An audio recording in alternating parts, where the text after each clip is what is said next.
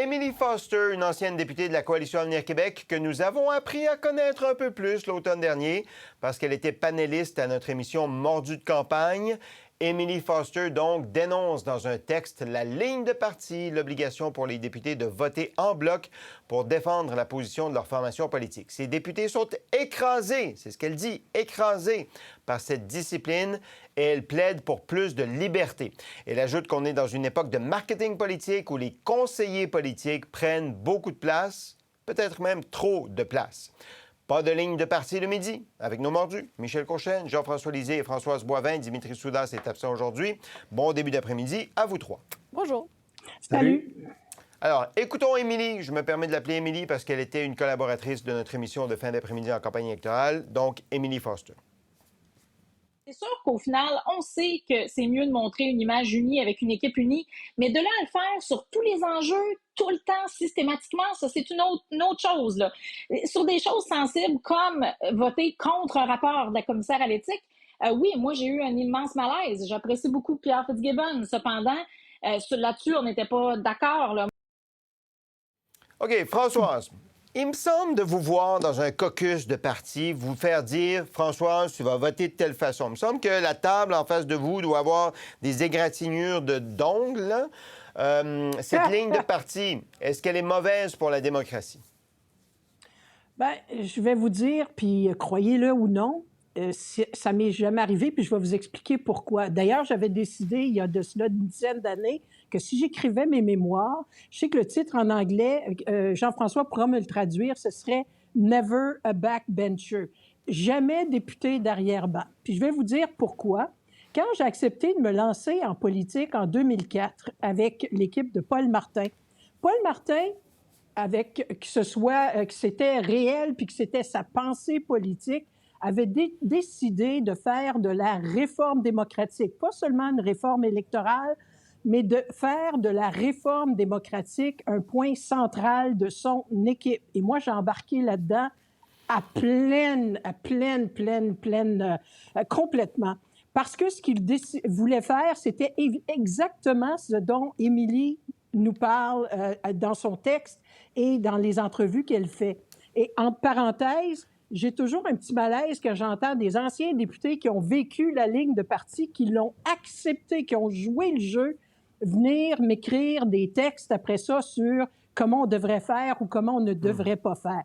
Alors, je reviens à ma petite histoire. 2004, j'embarque. Lui, ce qu'il voulait faire, Paul Martin, et il l'a fait, c'était de créer différents types de votes. C'est-à-dire, les votes de confiance, tu n'as pas le choix. Puis dites-vous, on était minoritaire en 2004. On pouvait tomber pratiquement n'importe quand. D'ailleurs, c'était presque au niveau mental, là, c'était assez hallucinant parce que c'était dans notre miroir, c'était devant nous constamment. Mais il avait quand même tenu bon, même si on était minoritaire, et on avait les votes de confiance budgétaires, et tous les autres étaient libres selon notre bon vouloir. Puis ça a marché? Et ça a fonctionné. Mais l'idée est pas nécessairement de le faire tout seul. C'est ça que je comprends pas des députés d'arrière-ban. Ils sont souvent plus nombreux que les banquettes avant. Et dans ce contexte-là, ils ont le poids du nombre. Je ne sais pas si c'est mon background de négociatrice, mais moi, je m'organisais avec ma gang de 5e rangée. Puis à chaque fois que venait le temps de voter, puis qu'on devait voter, on se regroupait, on se parlait. Puis là, il disait, Françoise, qu'est-ce que tu as l'intention de faire? Et c'est ça, je pense. OK, mais vous avez voté contre votre parti à la Chambre des communes. Il n'y a pas eu de sanction? En fait, à plusieurs reprises. Aucune sanction. Et ça, c'est l'autre pendant, parce que tu peux bien avoir cette politique-là, mais si, parce que tu le fais puis tu te lèves, après ça, on te coupe certains privilèges de caucus ou bien qu'on te mette puis tu le sens que tu es à part. Et aussi, ce qu'il avait mis en place, Paul Martin, pour ne pas le nommer, c'était des rencontres avec ses députés d'arrière-ban. À tous les, je pense, 3 semaines, on allait manger au 24 Sussex. Et souvent, il disait à ses ministres, vous auriez intérêt à parler à ces gens-là qui arrivent. C'est des nouveaux députés pour la plupart. Ils arrivent ici, ils ont des bonnes idées. Je dis ça pourquoi? Qu'est-ce qui empêche présentement un groupe de députés, par exemple de la CAQ au Québec, qui sont peut-être une trentaine de députés qui n'ont pas quelque fonction que ce soit, de simplement dire « Hey, on n'est pas des plantes vertes, pour reprendre l'expression de Claire Sanson, là. On est ici pour représenter notre population. » Et ils ont plein d'endroits où ils peuvent le faire. Alors moi, je m'inscris toujours quand j'entends ces gens-là nous dire « Ah, la ligne de parti ». C'est parce qu'il y a des suiveux, Sébastien, parce qu'il y a des gens qui acceptent de suivre la ligne de parti, que ça se perpétue. OK. En même temps, Michel, un député qui sortirait du rang en ce moment, là, il se ferait bouffer tout rond par les médias. C'est-à-dire qu'on verrait une fissure dans la solidarité du parti. Preuve à l'appui, Anthony Housefather, on en a parlé cette semaine. Il a voté contre le projet de loi C-13 sur les langues officielles. Puis là, on a fait quasiment un quart d'émission là-dessus, à savoir, est-ce qu'il devrait ranger son passeport, il n'aurait plus de voyage, est-ce qu'il va être exclu du caucus? En même temps, il y a cette pression-là sur les partis politiques aussi pour montrer un front uni, non?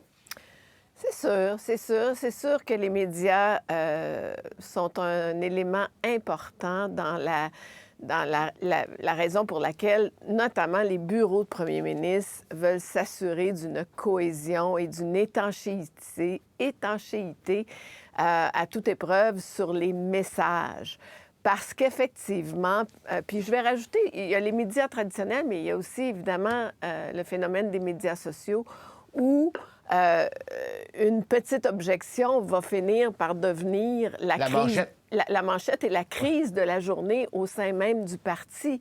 Alors, ça demeure un équilibre aujourd'hui probablement beaucoup plus difficile à gérer que ce ne l'était. Mais sur le fond des choses, par ailleurs, c'est évident que les députés doivent pouvoir avoir la capacité de s'exprimer en tout temps sur tout projet d'un gouvernement. Et là, je fais référence au fait qu'effectivement, par exemple, dans un caucus, les ministres ne doivent pas présenter de projet de loi au Conseil des ministres sans d'abord avoir été au caucus. Et dans des gros caucus à 90, moi, j'ai connu un caucus de 75, je crois, il y a des députés qui ont toujours des centres d'intérêt bien précis et on peut réunir un certain nombre de caucus et dire on vous confie la tâche de vous asseoir avec le ministre et de vraiment tourner toutes les pierres du projet de loi, d'argumenter, de donner votre opinion, de même faire des vérifications dans vos circonscriptions. Je veux dire, il y a moyen d'avoir des participations actives. Ce qu'on sent de la CAQ, pas juste d'Emily Foster, on entend des bruits de fond. Est-ce que ça se fait? Est-ce que ça se fait de façon suffisamment structurée et de façon régulière? Il ne faut pas faire ça juste une fois de temps en temps parce qu'il y a un dossier qui est plus sensible qu'un autre. Il faut que ce soit systématique. Et ça part du chef.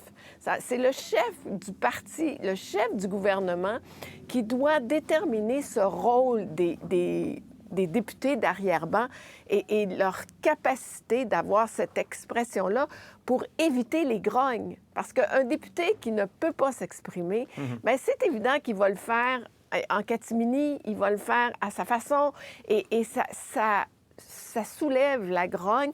Et à 90 députés, c'est plus facile d'aller en chercher 30 qui ne sont pas contents puis qui ne sont pas heureux que quand tu es dans un caucus plus petit. Donc, il faut les garder heureux, il faut les impliquer, il faut les responsabiliser à l'intérieur du caucus. Absolument. Et c'est faisable. Et c'est faisable. Jean-François, ligne de parti, c'est un mal nécessaire ou c'est une plaie pour vous? Ça dépend comment c'est géré. Parce que je pense que c'est Chesterton qui disait au bout du compte, un gouvernement n'est que l'organisation de l'opinion de ses membres. Hein? Je veux dire, si un gouvernement exprime des opinions divergentes constamment, ben, les gens vont dire, ils ne savent pas où ils s'en vont. Ils cherchent leur identité, ils n'ont pas d'agenda, ils n'ont pas de priorité, ils sont brouillons. Donc, évidemment, il y a une organisation minimale sur les sujets centraux qui est absolument indispensable, sinon il n'y a pas de gouvernement. Ensuite, la liberté de parole externe des députés, ben, une nouvelle normalité peut être créée. Et comme le raconte Françoise, à partir du moment où c'est discuté et sanctionné par le chef que sur un certain nombre de questions, les députés peuvent s'exprimer publiquement, ben, les journalistes sont surpris les 2 premiers jours, mais ensuite, ça devient la normalité. Alors, effectivement, ben, nous, on a essayé à différentes reprises, on dit, bon, sur les questions morales, sur un certain nombre de trucs, on va le laisser. Mais si on crée une nouvelle normalité, ça devient une normalité. Mais évidemment, sur des sujets, nous, notre règle, c'était, si c'était dans le programme du PQ puis tu as été élu sur le programme, là, tu ne changes pas d'avis. Mais maintenant, si c'est une nouvelle législation, on essaie de s'entendre en caucus.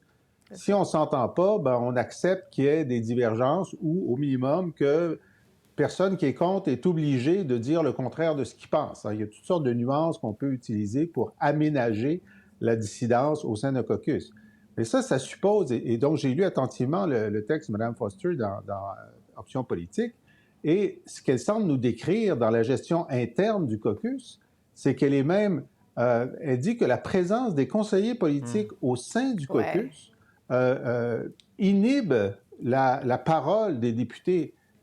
Moi, j'ai eu l'expérience inverse. Je veux dire, lorsque j'étais conseiller de M. Parizeau, à un moment donné, le caucus a exigé que le chef de cabinet et moi, on soit présents à chaque caucus, parce que des fois, on n'y allait pas, parce qu'il voulait être certain que non seulement le chef, mais ses conseillers sachent ce que le caucus pensait. Alors, donc, je sens que Mme Foster est en train de nous décrire un parti politique, la CAQ, qui est beaucoup plus restrictif dans la prise de parole.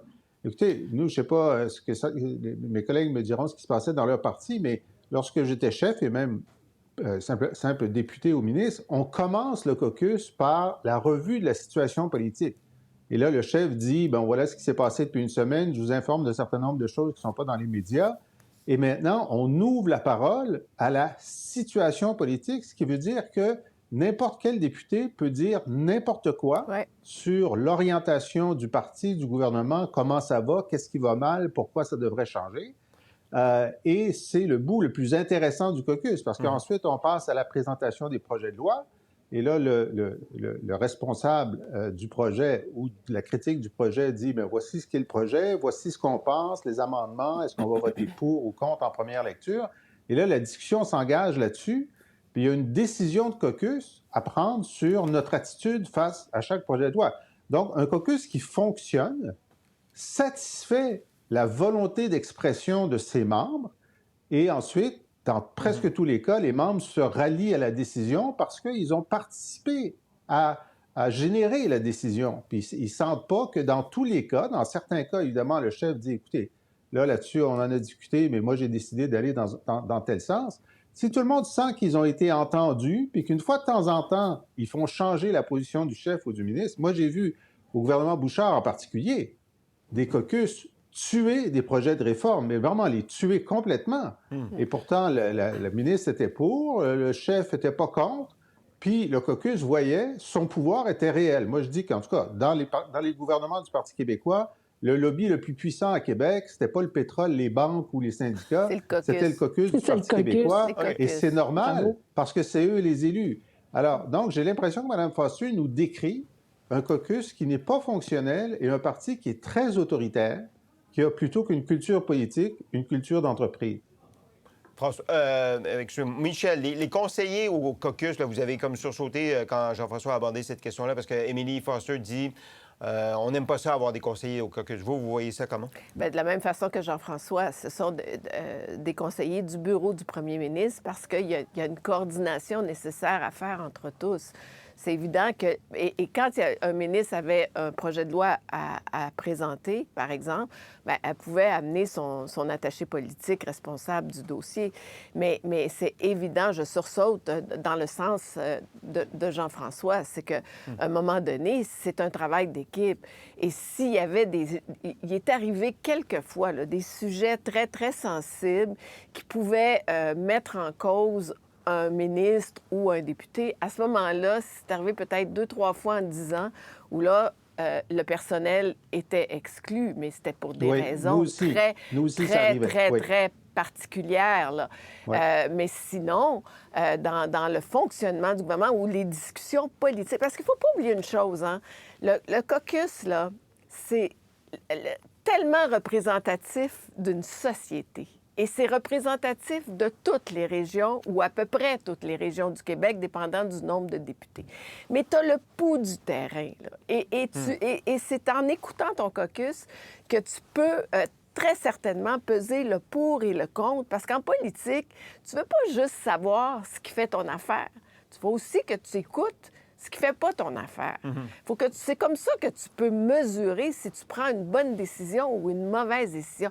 Et je suis d'accord avec Jean-François, combien de fois les ministres ont été obligés de retourner faire leur devoir parce que le caucus apportait des points de vue extrêmement pertinents et des discussions de fond, parce qu'on prend des décisions importantes qui ont des conséquences sur la vie des citoyens ou sur la vie des organisations et des institutions.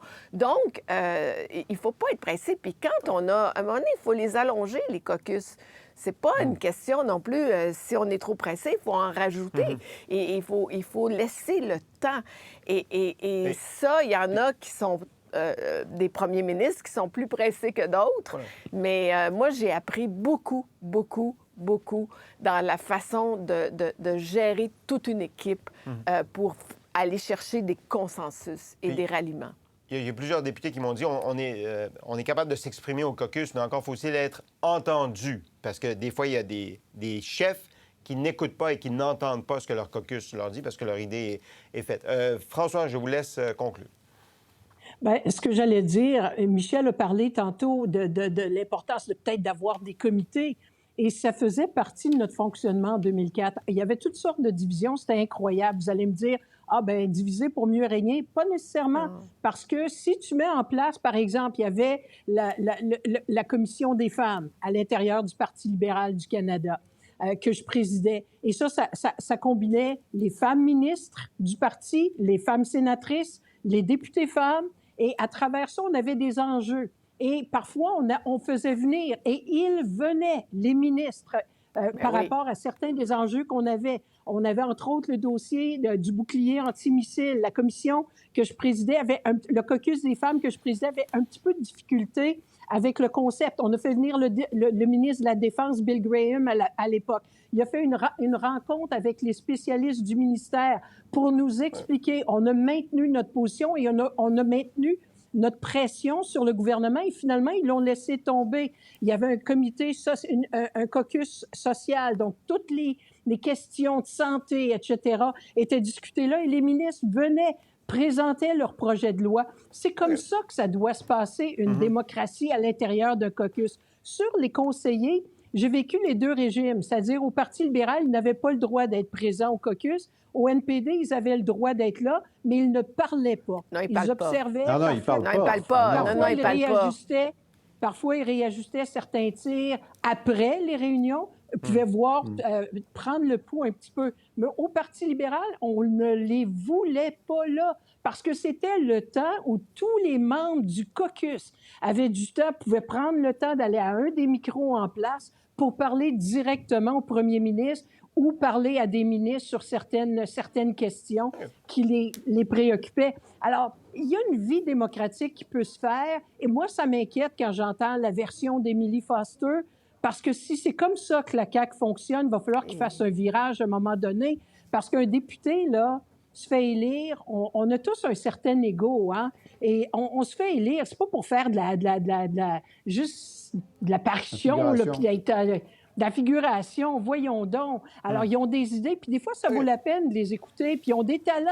Puis peut-être que les médias, si on les habituait à ça, bien, peut-être qu'ils seraient un petit peu moins enclins à voir « Ah, mon Dieu, quelqu'un qui s'exprime, qui n'est pas un ministre ou le chef d'un parti. » Bien, moi, Émilie Foster, on l'a découverte à Mordu de campagne. Avant ça, c'était une députée d'arrière-ban à qui on ne parlait jamais quand elle était députée. Merci de nous avoir ouvert les portes de cette salle du caucus dans laquelle nous, on n'est jamais admis, évidemment, et pour savoir un peu comment ça fonctionne et quelles sont les différentes méthodes de travail. Pour voir nos émissions en entier, rendez-vous sur la chaîne ICI RDI.